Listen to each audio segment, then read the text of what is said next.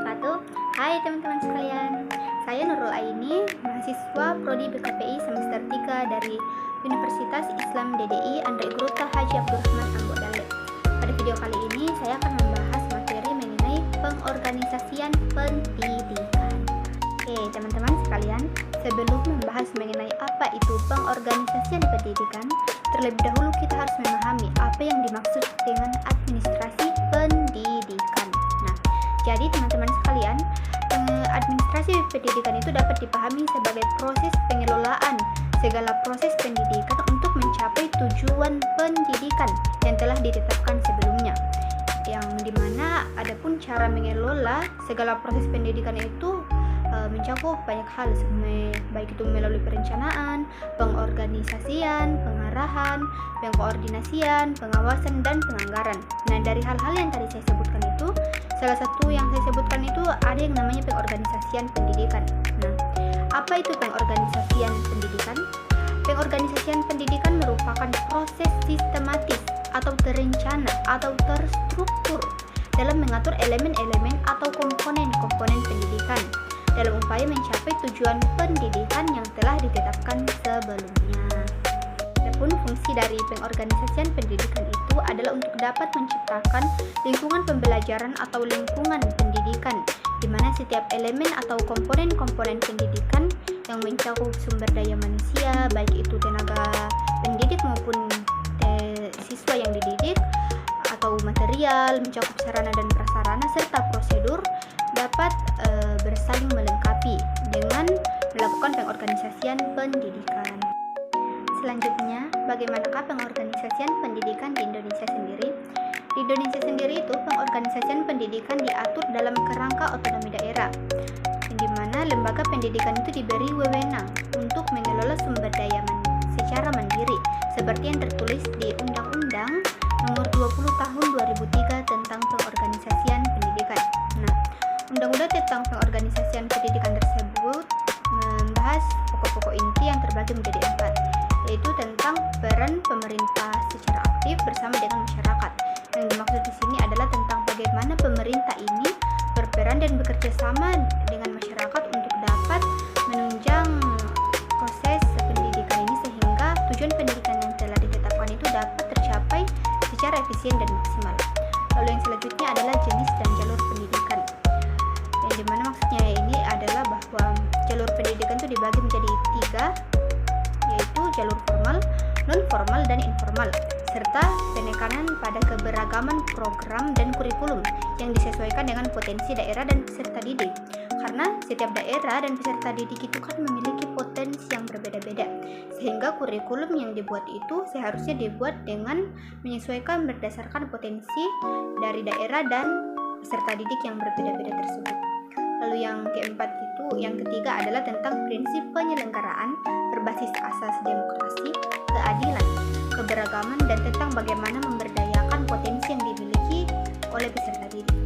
Dan yang keempat atau yang terakhir adalah standar nasional dan kurikulum yang disesuaikan dengan daerah dan potensi peserta didik. Gitu. Prinsip pengorganisasian pendidikan. Nah, beberapa prinsip pengorganisasian itu terbagi menjadi 5. Yang pertama itu prinsip hierarki atau prinsip yang bertingkat, yang dimana prinsip hierarki ini berfungsi untuk menghindari tumpang tindih dalam pembagian tugas. Tugasnya itu bertingkat-tingkat sehingga tidak ada yang namanya tumpang tindih atau perebutan dalam kekuasaan begitu. Adapun yang kedua itu adalah prinsip spesialisasi dan pembagian tugas sesuai keahlian individu. Para tenaga pendidik yang berperan dalam lembaga pendidikan itu harus diberikan tugas berdasarkan spesialisasi dan keahlian yang mereka miliki. Jangan sampai kita mengorganisir pendidikan yang tidak sesuai dengan kemampuan tenaga pendidik, yang tidak cocok untuk menjadi guru mata pelajaran matematika, kita paksakan untuk tetap menjadi guru pelajaran matematika. Padahal spesialisasinya bukan di situ, sehingga hal tersebut malah akan mengakibatkan ketidakmaksimalan dalam upaya mencapai tujuan pendidikan yang telah ditetapkan. Adapun yang ketiga itu adalah prinsip fleksibilitas, yaitu untuk dapat selalu melakukan penyesuaian dengan perubahan zaman. Prinsip ini menekankan bahwa kita itu tidak bisa bersikap konservatif atau menolak perubahan dan terus kebiasaan lama. Walaupun kebiasaan lama itu memiliki nilai-nilai baik, tapi kita tidak boleh stagnan pada kebiasaan lama. Kita harus terbukakan perubahan-perubahan baru yang lebih positif. Itu. Adapun yang keempat itu adalah prinsip efisiensi dan efektivitas untuk menghasilkan output maksimal. Lalu yang kelima itu adalah prinsip partisipasi untuk memastikan semua pihak terlibat dalam pengambilan keputusan. Yang dimaksud di sini bukan hanya tenaga pendidik di dalam lembaga pendidikan seperti guru, tapi juga mencakup bagaimana kita melibatkan pihak masyarakat dan orang tua siswa gitu. Assalamualaikum warahmatullahi wabarakatuh. Perkenalkan, nama saya Muh Aldian Syekh Barokah selaku pemateri kelompok 5 yang berjudul Pengorganisasian Pendidikan.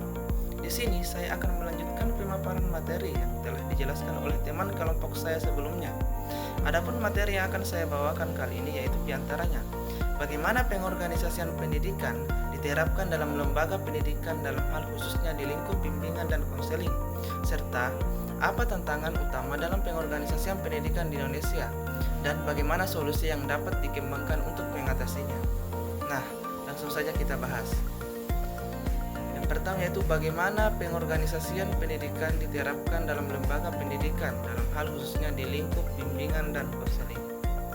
Menurut Permendikbud nomor 7 tahun 2019 tentang bimbingan dan konseling pada satuan pendidikan, layanan bimbingan dan konseling adalah layanan yang diberikan oleh guru bimbingan dan konseling kepada siswa untuk mendukung mereka mengembangkan kapasitas dalam dirinya serta mengatasi masalah terkait kehidupan pribadinya, hubungan sosial, karir, akademik, serta kehidupan nasional dan internasionalnya.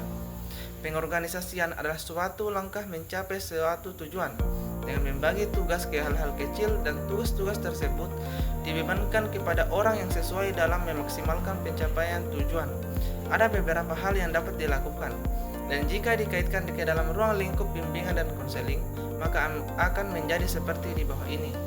Yang pertama yaitu analisis kebutuhan siswa, yang kedua yaitu penentuan tujuan bimbingan dan konseling, yang ketiga itu analisis situasi sekolah, 4. Penentuan jenis kegiatan yang akan dilaksanakan, 5. Penetapan metode pelaksanaan kegiatan, 6. Penetapan personel kegiatan, yang ketujuh yaitu persiapan fasilitas dan biaya kegiatan, dan terakhir yaitu perkiraan tentang hambatan kegiatan dan antisipasinya.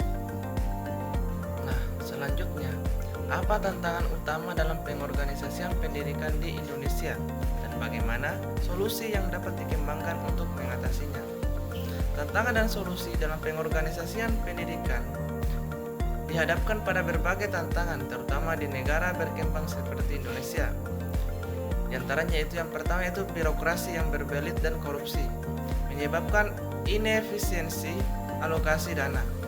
Solusi yang dapat dilakukan yaitu penerapan sistem pengelolaan berbasis teknologi dan audit independen. Yang kedua yaitu ketidakmerataan akses, perbedaan antara wilayah urban dan rural. Solusinya yaitu penguatan otonomi daerah melalui program afirmasi seperti sekolah penggerak. Yang ketiga yaitu resistensi terhadap perubahan, kurangnya adaptasi terhadap inovasi digital. Solusinya yaitu program pelatihan berkelanjutan dan pembangunan budaya organisasi yang inklusif. Dan yang keempat yaitu dampak pandemi, gangguan proses belajar. Solusinya yaitu pengembangan model hybrid learning dengan infrastruktur digital yang merata. Nah, demikianlah pembahasan kami mengenai materi pengorganisasian pendidikan. Adapun kesimpulan pada pembahasan kami yaitu pengorganisasian pendidikan merupakan proses sistematis untuk mengatur elemen-elemen pendidikan guna mencapai tujuan yang terstruktur dengan prinsip-prinsip dasar seperti hierarki, spesialisasi, fleksibilitas, efisiensi, dan partisipasi, serta komponen utama meliputi struktur organisasi, pembagian tugas, sumber daya manusia, fisik, dan prosedur. Dalam konteks bimbingan dan konseling, pengorganisasian diterapkan melalui langkah-langkah seperti analisis kebutuhan siswa, penentuan tujuan, dan persiapan fasilitas sesuai dengan Permendikbud nomor 7 tahun 2019 untuk mendukung pengembangan kapasitas siswa.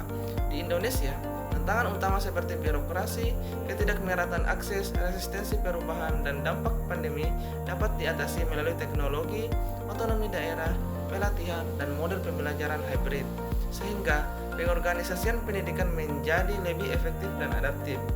Kurang dan lebihnya mohon dimaafkan. Wabillahi taufiq wal hidayah. Assalamualaikum warahmatullahi wabarakatuh.